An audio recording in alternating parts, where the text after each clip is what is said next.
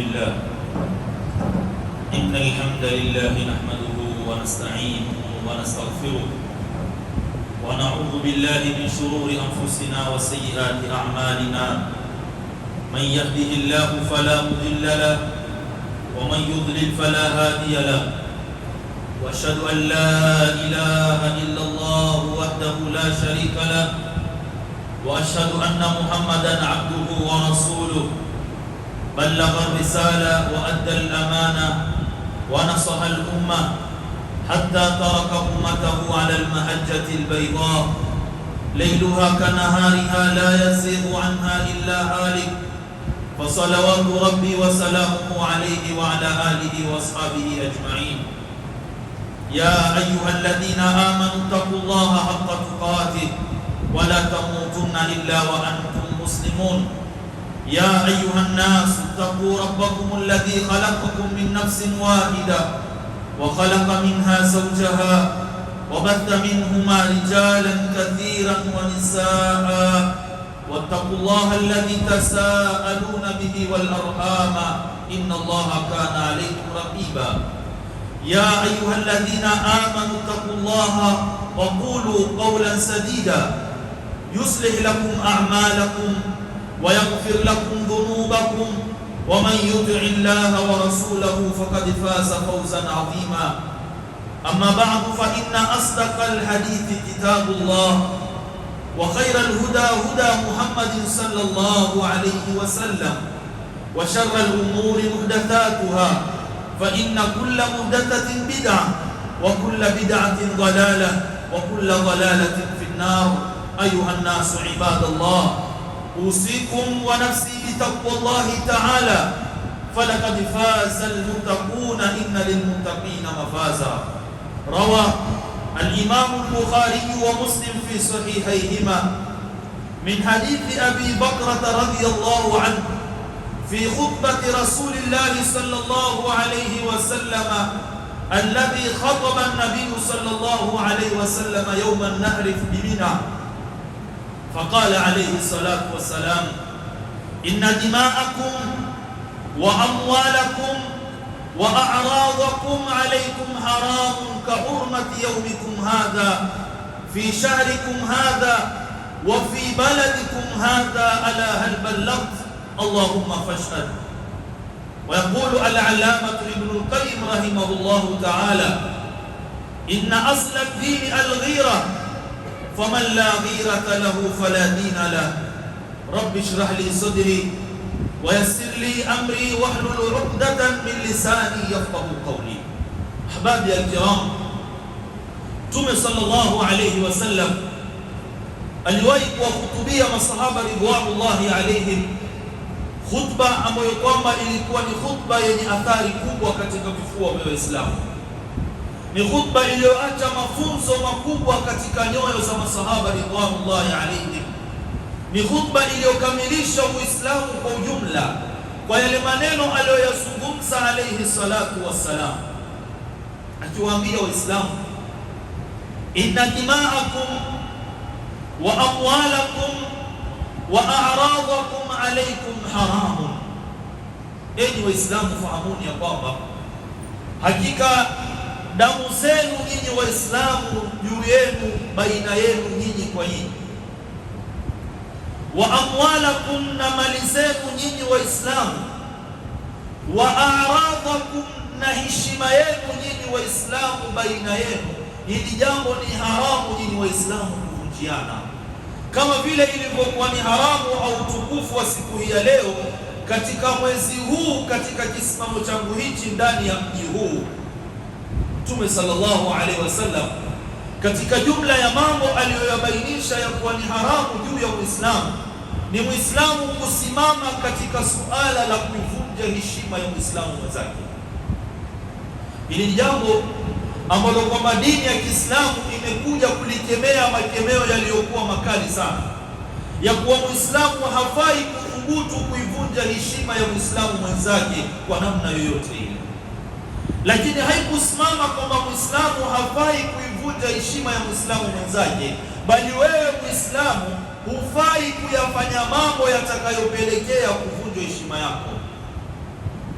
ikawa wewe ni baba, ukayafanya mambo ambayo kwamba wewe watu wanakunyoshia kidole, mbali na kuwa wewe ni baba, lakini heshima yako inazungumzwa vibaya.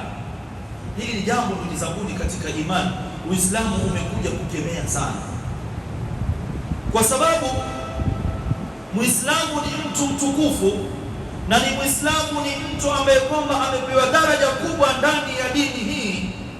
Ndio maana sheria hiyo ikawa ni yenye kusimama katika cheo cha Uislamu. Ahbabi alkiram, Allah subhanahu wa ta'ala akamchagua mwanamume kuwa huyu mwanamume ndiyo asimame katika kuilinda heshima ya familia yake. Huyu mwanamume ndiye asimame awe ni mwenye kuchunga heshima ya mke wake. Huyu mwanamume asimame awe ni mwenye kuchunga heshima ya dadake. Huyu mwanamume akachaguliwa na Allah subhanahu wa ta'ala, uchagulizi aliompenda yeye Allah subhanahu wa ta'ala, kwamba mwanamume asimame kuchunga heshima ya binti yake. Allah subhanahu wa ta'ala, aya tunaifahamu, lakini aya hii ni pale tunapotaka kuongeza wake peke yake ndiyo tunaisoma. Ar-rijalu qawwamuna 'ala an-nisa, wanaume ndio ambao kwamba wanasimama katika uongozi wa kusimama kuongoza wanawake. Sio mwanamke anasimama kukukontrol wewe, ni wewe ndio unatakiwa umnyoroshe na umsimamishe mwanamke yule katika misingi ya kisheria anavyotaka Allah subhanahu wa ta'ala. Amepokea Ibn Umar radhiyallahu anhuma ya kuwa Mtume sallallahu alaihi wasallam anatuambia, kullukum ra'in wa kullukum mas'ulun an ra'iyatihi, kila mmoja ni mchunga na kila mmoja ataulizwa kwa kile ambacho kwamba amekichunga. Falimamu ra'in, imam kiongozi ni mchunga na ataulizwa kwa kile alichokichunga. Lakini akatuambia alayhi salatu wassalam, warajulu ra'in fi baitihi au fi ahli baitihi, na mwanamume ni mchunga katika ahli yake, ndani ya nyumba yake. Huyu mwanamume ni mchunga na atakwenda kuulizwa na Allah juu ya kile ambacho kwamba amekichunga. Ahbabi alkiram, Uislamu ni dini ambayo kwamba ilipotaka heshima ya Muislamu itukuzwe na Muislamu isivunjwe heshima yake, ilimtaka huyu mwanamume awe ni mtu ambaye kwamba ana ghera juu ya familia yake. Asiwe mwanamume ambaye kwamba atakuwa na tabia za kidiada, atakuwa na tabia za kidayuthi, mwanamume ambaye kwamba yupo tu ndani ya nyumba, lakini sifa yake ni sifa za ule udayuthi ambao kwamba Mtume sallallahu alaihi wasallam alikemea. Dayuthi ni nini ndugu zangu katika imani? Sheikhul Islam Ibn Taymiyyah rahimahullah ta'ala katika Majmu' al-Fatawa atuambia, huwa alladhi la ghirata lahu, dayuthi ni yule mtu ambaye kwamba hana ghera. Ibn Hajar al-Haythami akasongea kidogo akatuambia, huwa ar-rajulu alladhi la ghirata lahu ala ahlihi, ni yule mtu ambaye kwamba hana ghera kabisa juu ya familia yake. Yeye ni mwanamume, lakini matendo yanayofanywa na dadake yeye hata hajali. Yeye ni mume, lakini vitendo vinavyofanywa na mke wake yeye hajali. Yeye ni mume, lakini vitendo vinavyofanywa na mtoto wake wa kike yeye hata hazingatii. Ndio maana Ibn Baz rahimahullahu ta'ala alipomzungumzia dayuth akasema, huwa alladhi yardha alfahisha fi ahli baitihi, ni yule mtu ambaye kwamba anaridhia uovu unafanywa ndani ya nyumba yake. Ni mwanamume ambaye kwamba anamshuhudia mke wake, anaona anayafanya mambo ambayo kwamba hastahili katika sheria kuyafanya, lakini mwanamume yule akawa ni mwenye kunyamaza. Ni baba ambaye kwamba amesimama na kulishuhudia jambo analolifanya binti yake, lakini baba yule akanyamaza. Ni kaka ambaye kwamba amemshuhudia dadake analifanya jambo haliko sawa katika sheria, lakini mwanamume yule akanyamaza. Huyo ndiye dayuthi. Atake mwenye kutaka jina hili, alikubali mwenye kulikubali jina hili, afurahikie na audhike mwenye kuudhika, lakini ndipo tulipoelezewa kwamba huyu ndiye dayuthi, kwa maneno ya Mtume sallallahu alaihi wasallam, huwa alladhi yarda al-khabtha walladhi yarda fi ahli baitihi al-khabath, ni yule mtu ambaye kwamba anaridhia uchafu unaofanywa ndani ya nyumba yake. Ahbabi ya kiram, masahaba ridwanullahi alaihim walikuwa ni watu ambao kwamba wamesimama na ghera juu ya wake zao. Huyu ni Sa'd ibn Ubada radhiyallahu anhu, kama rawa al-Imam Muslim, asema law ra'aytu rajulan ma'a imra'ati la darabtuhu sayf bi sayf, lau ningemuona mwanamke amesimama au nimemuona mwanamume amesimama na mke wangu, wallahi nitamkata na panga, nitamkata shingo yake mwanamume huyo aliyesimama na mke wangu. Fabalagha dhalika Rasulullah sallallahu alaihi wasallam, hii habari akapelekewa Mtume ya kuwa Saad anasema lau atamuona mke wake na mwanamume wamesimama, atakata kichwa chake akiweke kando.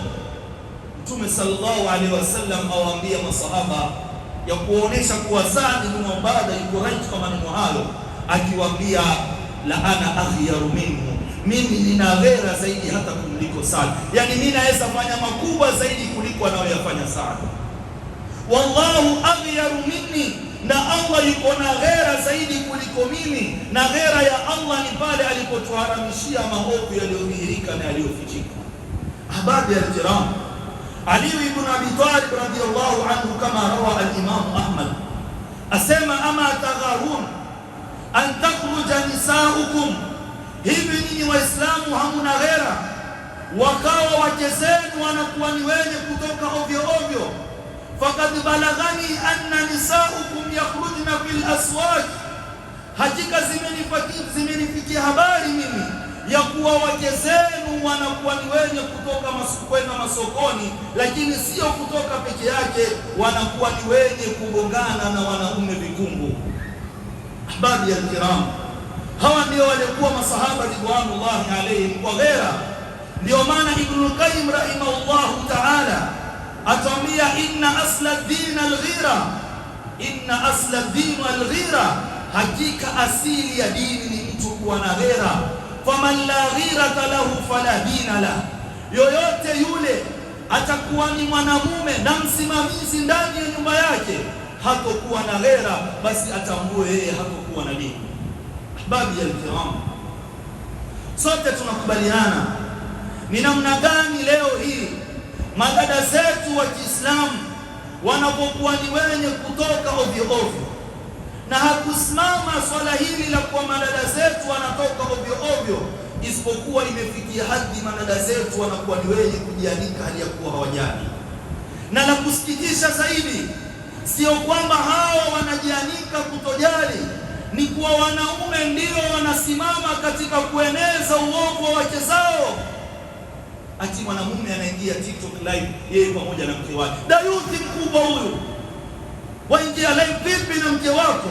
Watu wanamkomentia mke wako, mashallah tabarakallah ameumbika, wewe uko hapo wajichekea. Mwanamume wa aina gani namna hii? Ndugu zangu katika imani, na tunapoongea tunaambiwa ni makali, na tunapoongea tunaambiwa tumeifanya dini kuwa ni ngumu, lakini hii ndio hali ambayo kwamba Waislamu watakiwa wawe. Ahbabi al-kiram, ya kuwa mtoto wa kiume au mwanamume, baba wa nyumbani, kaka au msimamizi wa nyumba, ndio anachukua kwa mkono wake kumwanika mtoto wake au dadake. Tumefikia wapi ndugu zangu katika imani? Allah subhanahu wa ta'ala amewakataza wanawake katika Qur'ani kuwa ni watu ambao kwamba wasiwe ni wenye kutoka ovyo ovyo. Akawaambia wakarna fi buyutikunna wala tabarrajna tabarruj al-jahiliyyati al-ula, kaeni ndani ya majumba yenu wala msiwe ni wenye kutoka mtoko ule wa jahiliya wa kwanza. Ibn Jarir at-Tabari katika tafsiri yake atuambia inna tabarruja, hakika tabarruj iliyokusudiwa hapa huwa idharu, inna tabarruja huwa idharu zina, ni kule mtu kudhihirisha mapambo yake, wa ibrazul mar'atu mahasinaha, na mwanamke kuwa ni mwenye kuonesha uzuri wake. Allah tuambia wala tabarrajna tabarruj aljahiliyati alula. Wewe ati watuonesha kwenye status ya kuwa una mke mzuri, lao angelikuwa ni mzuri usingemwanika. Ndugu zangu katika imani, katika aya hii wala tabarrajna tabarruj aljahiliyati alula, Imamu Qatada rahimahullahu ta'ala kama alivyopokea Ibn Kathir au alivyonukuu Ibn Kathir katika tafsiri yake, asema kanatil mar'atu takhruju baina yaday rijal, walikuwa ni wanawake wakati huo wakitoka mbele za wanaume wakidhihirisha ule uzuri wao waliokuwa nao. Allah subhanahu wa ta'ala akalikana hili jambo. Kuna baba yuko nyumbani analishuhudia hili lakini analinyamazia. Kuna kaka analishuhudia hili, analiona kuwa ni jambo dogo sana, anaona ni kwamba ni jambo halina uzito wa aina yoyote, lakini tambua ya kwamba huu ni udhalifu. Ahbabi ya kiram, Allah subhanahu wa ta'ala amekwenda kuambia wanawake, wala yubdina zinatahunna illa ma dhahara minha, wasidhihirishe mapambo yao isipokuwa yale yaliyokuwa ambayo kwamba ni ya dhahiri. Ibn Kathir katika tafsiri yake asema la yudhhirna shay'an min az-zinati lil-ajanib, wasiwe ni wenye kudhihirisha jambo lolote kwa wanaume ambao kwamba ni haramu wao kuoa, illa ma la yumkin ikhfa'u, isipokuwa yale mambo au yale mapambo au vile vitu ambavyo kwamba haviwezekani kufichwa, hilo peke yake ndio mwanamke anaruhusika kuwa ni mwenye kudhihirisha. Ingawa kuna khilafu baina ya wanazuoni katika hilo ni jambo gani, lakini hatuko huko. Ahbabi alkiram, sote tukubaliana kwa yule Muislamu aliyesimama na ghera ya dini yake na uchungu, hali ambazo kwamba wako nazo madada zetu leo hii. Lakini suala ni kwamba wamejizaa wenyewe hawa. Suala ni kwamba hawa hawana wazazi wanaoyafanya haya. Suala ni kwamba wazazi hawayaoni. Lakini masikitiko makubwa ni wazazi tunaoswali pamoja na utuambia wakwambia bakieni nyinyi na ukamilifu wenu. Ndugu zangu katika imani, mwanamke ni fitna kubwa sana. Mtume sallallahu alaihi wasallam atuambia hajawahipo kuacha fitna adharu ala rijali minan nisa, fitna ambayo kwamba inakuwa na madhara makubwa zaidi kwa wanaume kama vile fitna ya wanawake.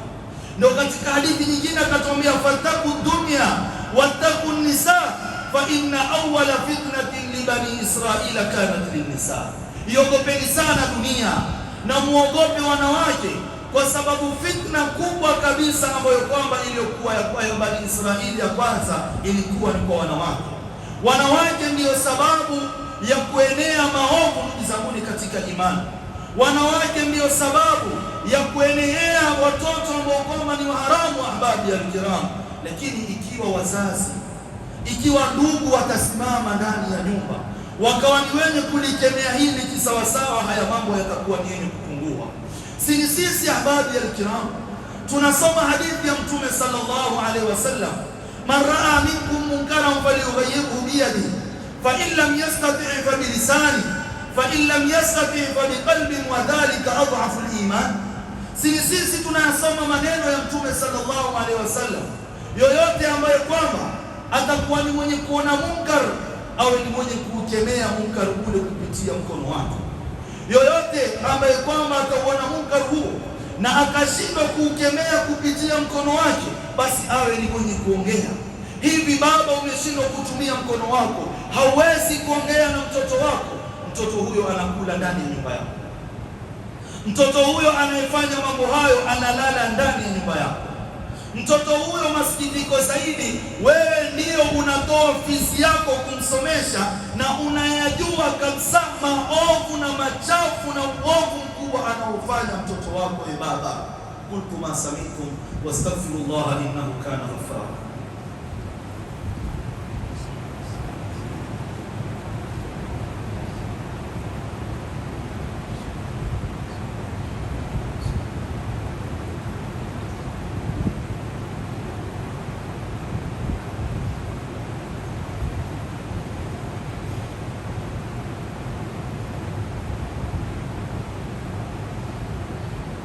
Alhamdulillah wassalatu wassalam ala ashrafil anbiya'i wa imamil mursalin وعلى آله وأصحابه أجمعين أما بعد.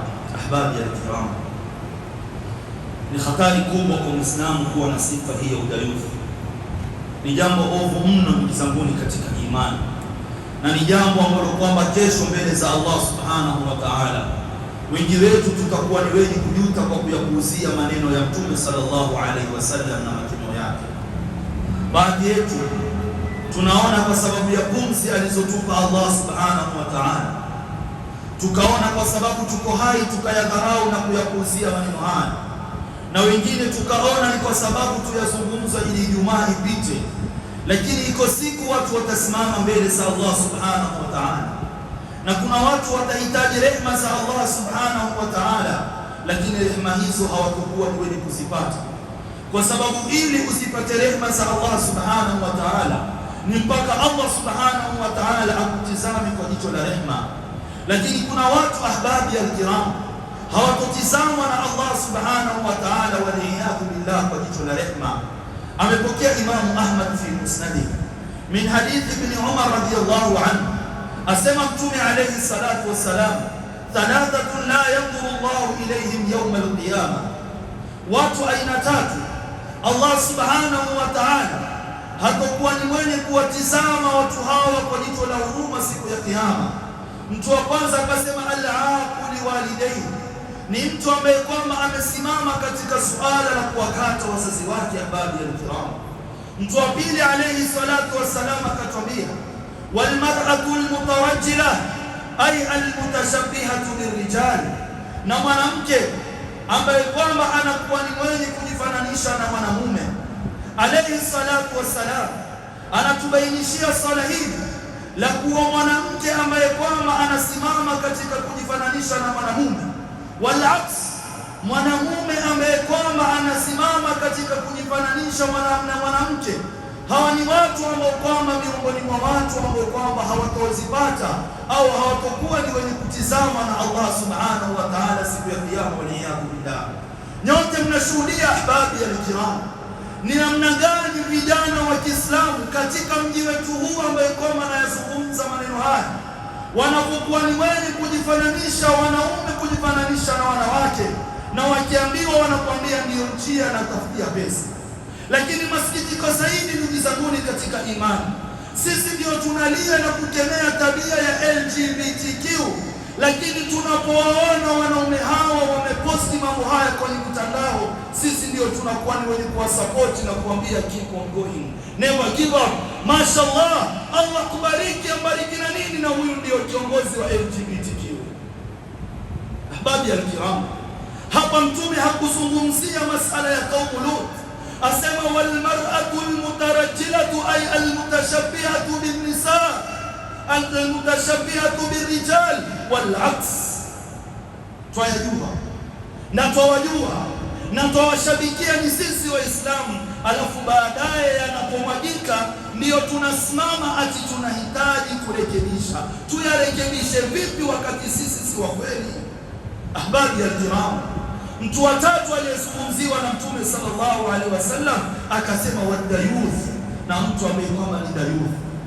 Katika hadithi nyingine aliyoipokea vile vile Imam Ahmad bin hadithi ibn Umar, vile vile Mtume alayhi salatu wassalam asema thalathatun kad harrama Allahu alayhim janna, kuna watu aina tatu Allah ameiharamisha pepo kwao, hawatokuwa ni wenye kuingia peponi. Anayoyazungumza hayo si mimi ndugu zangu katika imani, anayoyazungumza hayo ni alladhi la yantiqu anil hawa in huwa illa wahyun yuha. Asema wa kwanza ni al-aqu, yule mwenye kukata kizazi. Wa pili wa mudminul khamr, yule mtu ambaye kwamba amekuwa ni mwenye kudumu katika suala la kulewa, na anapozungumziwa suala la ulevi ni kila aina ulevi ndani yake. Na mtu wa tatu akasema wadayun alladhi yarda alkhabath ala ahlihi, ni yule mtu ambaye kwamba anaridhia uchafu ambao kwamba unakuwa ni wenye kufanywa na ahli yake. Ahbabi ya kiram, hadithi ya tatu aliyoipokea Ibn Hajar al-Haytami rahimahullahu ta'ala wa sahahu Sheikh al-Albani min hadithi Ammar ibn Yasir radiyallahu anhu, Mtume asema thalathatun la yadkhuluna aljannata abada, watu aina tatu hawatokuwa ni wenye kuingia peponi milele, pepo itabakia kuwa ni jina kwao. Mtu wa kwanza ni al-aaq, yule amekuwa anakata kizazi. Wa pili ni yule mudminul khamr, yule mtu ambaye kwamba hataki kuacha ulevi. Mtu wa tatu ni ad-dayuth, yule mtu ambaye kwamba ni dayuth. Masahaba wakamwambia ya Rasulullah, sisi twamjua dayuth ni mtu wa aina gani? Je, twamjua mudminul khamr ni mtu wa aina gani? Je, huyu dayuth ni nani? Mtume sallallahu alaihi wasallam asema huwa alladhi la yuhali, ni yule mtu ambaye kwamba hajali man dakhula ala ahli, ni nani anaingia juu ya familia yake. Yeye anaona tu wanaume wanachati na wake zake, yeye anaona mke wake yuko katika live ya TikTok, yeye anaona mke wake yuko katika mitandao ya kijamii anajianika, yeye hajali kabisa mtu huyo. Mtume anasema la yadkhuluna aljannata abada, hatoingia peponi milele. Hii pepo si yangu, lakini anayoyazungumza haya ni yule ambaye kwamba anamiliki pepo na moto. Ndugu zanguni katika imani, ahbabi alkiram, ni lazima tuwe ni wenye kusimama katika kuilea jamii yetu ya Kiislamu. Ni lazima tuinukeni wazazi wetu, ni lazima tusimame, na hakuwezi kusimamika mpaka tuwe na ghera na watu wetu na familia yetu. Ahbabi alkiram, mpaka tuache kushabikia uovu. Ikiwa tutaacha kushabikia uovu na tutashirikiana katika suala la kushabikia uovu, na kila yule ambaye kwamba atasimama kufanya uovu tutakuwa kinyume kwake, basi Allah subhanahu wa ta'ala atayabadilisha yaliyo kwetu, na hapo ndipo Waislamu watapata nusra ya kweli. Inna Allah la yughayyiru ma biqaumin hatta yughayyiru ma bi anfusihim, Allah habadilishi yaliyomo kwa watu mpaka wao wabadilishe yaliyomo ndani ya nafsi zao. Ahbabi alkiram, ikiwa sisi tutabakia na nifaq, ikiwa sisi tutabakia na uongo, ikiwa sisi tutabakia na ghera ambayo kwamba si ya kikweli juu ya dini yetu, kila siku tutalalamika ya kuwa Uislamu unadidimizwa. Kumbe ni sisi Waislamu ndio tunaudidimiza Uislamu, kwa sababu ilikuwa ni wewe pale unapoliona ovu hili, mwanamume mwenzako ameliweka jambo hilo, mfuate, mwambie wewe unaofanya ni kujua, na ikiwa hataki mwambie wewe ni dayuth. Unapomwona mwanamume anajifananisha na mwanamke akasema ya kuwa anayoifanya ni content, mwambie content yako ni miongoni mwa watu ambao kwamba hawatotizama na Allah subhanahu wa ta'ala siku ya kiyama. Waliyadhu billah. Inna Allaha wa malaikatahu yusalluna ala nabi ya ayyuhalladhina amanu sallu alayhi wa sallimu taslima. Allahumma salli wa sallim ala Muhammadin wa ala ali Muhammad kama sallaita ala Ibrahim wa ala ali Ibrahim innaka Hamidum Majid. Allahumma a'izz al-islam wal muslimin wa adhill ash-shirka wal mushrikeen wa dammir a'da'aka a'da' ad-din wa ansur juyush al-muslimin. Allahumma aslih shabab al-muslimin, اللهم أصلح شباب المسلمين، اللهم أصلح شباب المسلمين. اللهم انصر إخواننا المستضعفين في فلسطين، اللهم انصر عبادك المستضعفين في فلسطين، اللهم انصر عبادك المستضعفين في فلسطين. اللهم عليك باليهود، اللهم عليك باليهود، اللهم عليك باليهود فإنهم لا يعجزون. أحبابي الكرام, قبل kushuka juu ya mimbar kama tunavyorekodi hivi, lengo na shabaha ni kuwa hii dawa ifike mbele. Kuna mke wako hajayasikia haya maneno, kuna dadako hajayasikia haya maneno, na lengo letu tunataka dawa iende mbele. Kwa hiyo insha Allah channel yangu uweza kuenda YouTube pale ukaandika Abu Zuhaira TV, ukaona pale, ukayasikiliza na ukashare kwa mwenzako, ili awe ni mwenye kufaidika na yeye, ili haya mambo polepole turekebishane, jamii yetu ya Kiislamu iwe ni yenye kubadilika. Nusra haiji, ondoka na hii message, nusra kwa Waislamu haiji mpaka sisi Waislamu tunusuru dini yetu. Wassalamu alaikum wa rahmatullahi wa barakatuh.